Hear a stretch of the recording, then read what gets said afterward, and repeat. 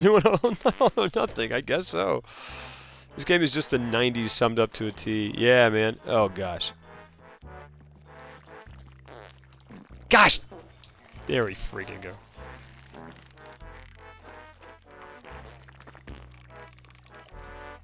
Yeah, I mean, like... Yeah, this and, like...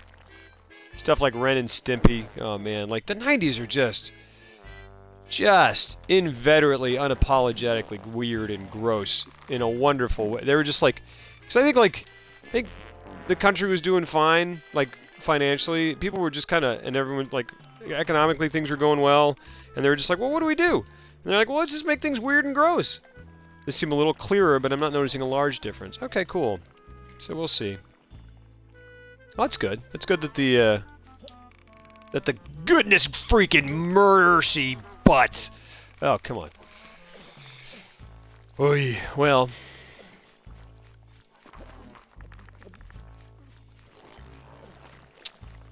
Well, we'll see. We'll see. I'm glad that the Kinect is a viable option. But I'd like to see elsewhere. Oh, can I... what do I... No, yeah, no. No. Am I supposed to jump on that?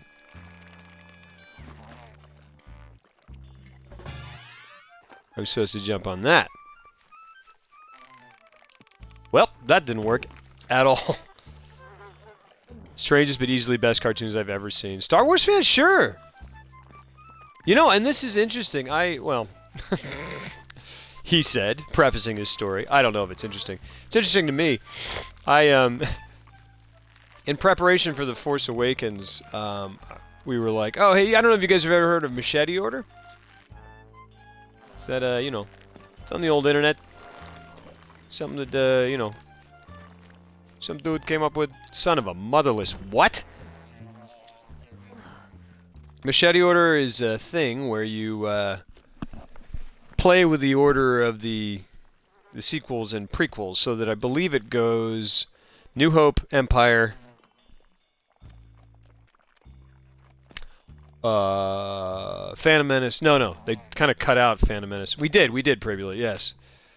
But in case others were not privy, but it goes because it goes New Hope, Empire, Phantom Menace, Attack of the Clones, Sith, Jedi, right? Gumball Gravity Falls. Oh, Gravity Falls. I've never seen Gumball. Some of you guys just found a way to insert Danny Trejo into the movies.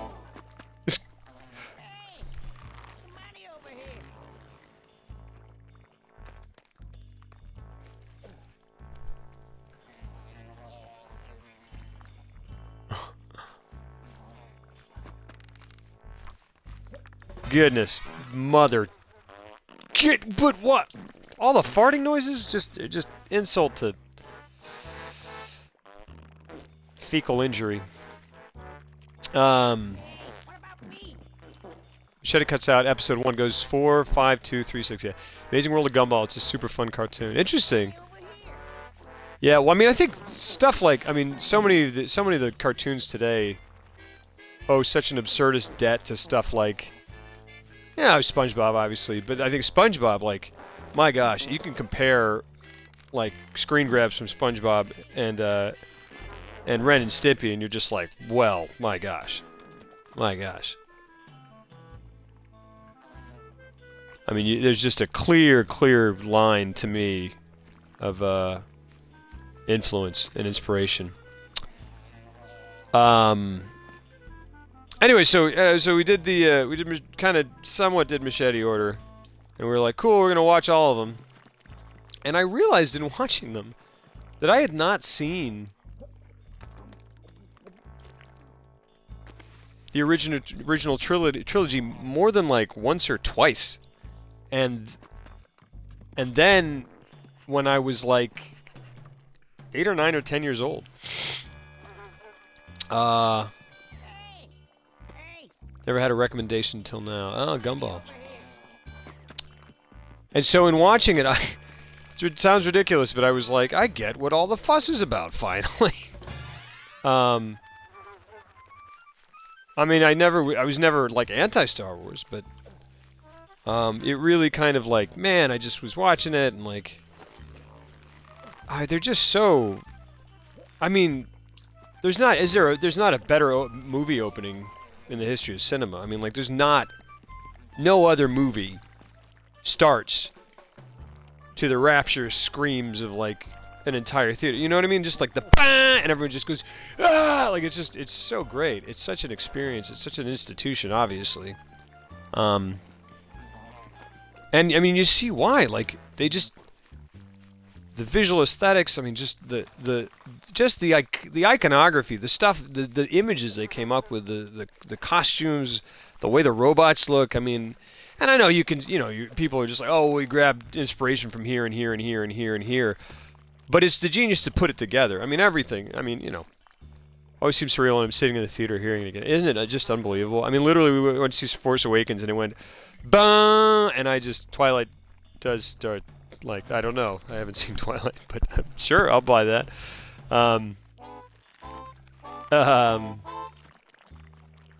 Even seeing the prequels when they came out, it seems surreal. I was watching the new Star Wars. I know, man. And we were sitting there waiting for Force Awakens on opening night to start.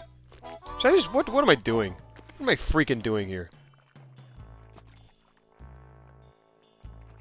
I mean, it's unbelievable. I mean, and Harrison Ford, by the time Jedi rolls around and he's having those moments with Leia, and, like, not to spoil anything, I mean, are we past spoiling? I mean, the screams of people in the theater. Oh yeah. Oh, I gotcha. I gotcha, Darklink. But yeah, man, like, they're just these moments, these moments between Han Solo and Leia in Jedi that I was just like, this is the most adorable thing I've ever seen. There's so much charm here, and there's so much, and he plays. I mean, Han Solo is, like, the coolest character in all of cinema, right? Supposedly, right? I mean, it's hard to argue that. I mean, Indiana Jones, maybe. And the fact that Harrison Ford has a monopoly on it is unbelievable. But, can't spoil the movies that came out 30 years ago. Okay.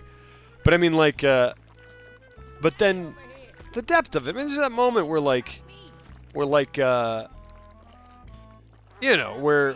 where he goes, hey, at the end of Jedi, where he's like, look, I know you love him, and I can deal with that. And she's like, he's my brother. And there's just a thing just a look that washes over Harrison Ford's face, and it's just the most charming thing in the world. And you're like, man, these movies are just full of heart. It's great. And I'm not one to look. I'm not gonna say any of them are perfect necessarily. But I am also not one to, to disparage the sequel. I mean, the prequels. I think to me, it's just one big story. I mean, like, it's what Lucas wanted to say, and again, I'm not a guy to what the mother. I'm not one to pile on to George Lucas either. I mean, he and Spielberg created the American blockbuster movie machine. I mean, like, literally. I mean, I mean, pretty much. Jaws and Star Wars created the blockbuster film. Like, they did. And they created the American product of cinema, like the one that's exported all over the world. I mean, without those movies, I don't know. So Lucas is it's probably because I grew up with them and saw them first. Yeah, and so that's the thing, is I don't have a problem with them, really. I think a lot of people who are older, who are my age and stuff, like, really just kind of, I mean, they just savage them. They just go, and there are things to like about them for sure. Yeah, I mean, like, I think Sith is pretty solid. I think, and I mean, you can say whatever you will about their performances, and I wouldn't even necessarily disagree with you, but I mean, by by the second and third movie, I'm on board with Hayden Christensen, man. I think I think it works. He looks exactly like Luke. I mean, he's very very physically similar to Mark Hamill, you know. And I think it works. And the second one, like, which I had not seen until this. What the? Guys, come on. And like, I actually hadn't seen Attack of the Clones until this past Thanksgiving. I just didn't see it, and I saw it this time, and I mean, whatever else, I was just like, man, it's just awesome to be watching the Clone War. I mean, the Clone Wars, like, that's something that was mentioned, that's just been in everyone's subconscious and psyche, like, because it was mentioned in the originals, you know, and you like to actually see the Clone Wars and see where all that stuff comes from, and see the birth of Boba Fett. I mean, basically. I mean, it's great. It's freaking awesome. And yeah, so now here's where I can't spoil anything. It was mostly because of the CGI for me. The visuals blew me away when I first saw them. I think Hayden has his ups and downs, but he was good overall. Yeah. Yeah, and I think that's where it breaks down. Is a lot of people who grew up with the originals, you know, wanted all practical effects, and I'm usually a practical effects guy. I dig that. Honestly, the best, which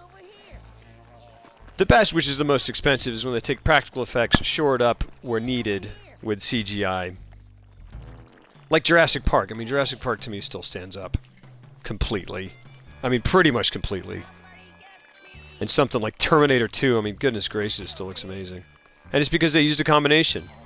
The same with the Hobbits. I just saw them for the first time this week, and I really enjoyed them. I was expecting to hate them because people claimed they weren't good. I haven't seen those. Totally minority for that. Most people hate Hayden. Yeah, dude. Like seriously, by the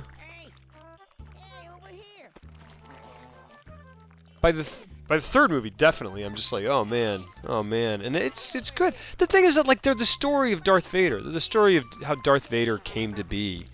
And I don't care. I mean, I don't care who you are or how you feel about the prequels. When they lower that mask on and he comes up, Terminator 2 had Arnold. Of course, it held up.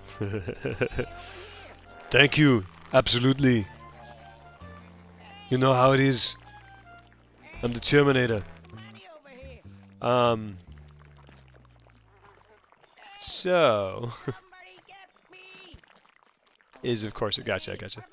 Why in the freaking world can I not move this? Guys, I'm sorry. I'm enjoying the conversation, but I am not getting anything done. Which doesn't mean the conversation needs to stop. That's what I enjoy. But I need to. I can't even figure out how to move the camera. Why? There's the camera. Move. Turn around. There we freaking go. I just don't. I don't know. Don't tell me there's money over there. I can't do anything about it. I love this jazzy little number they got going on. He's supposed to be a whiny little brat the entire time, but people don't know about that and chalked up to bad acting. Yeah, and I mean, do you watch Luke in the first one? For crying out loud. Yeah. That definitely touched me as much as this scene in Jedi. Last Core is yeah. Last Core's another fun game on Rare Replay. I've really been wanting to play that. That looks awesome.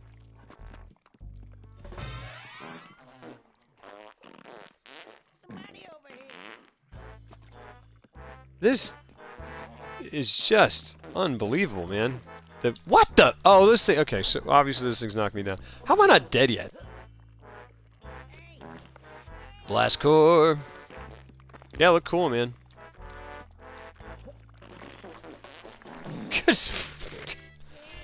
I almost can't take. I don't think he's the greatest actor either, but his acting has a lot of parallels to Mark Hamill in Empire. Yeah. I just feel like it's the strangest.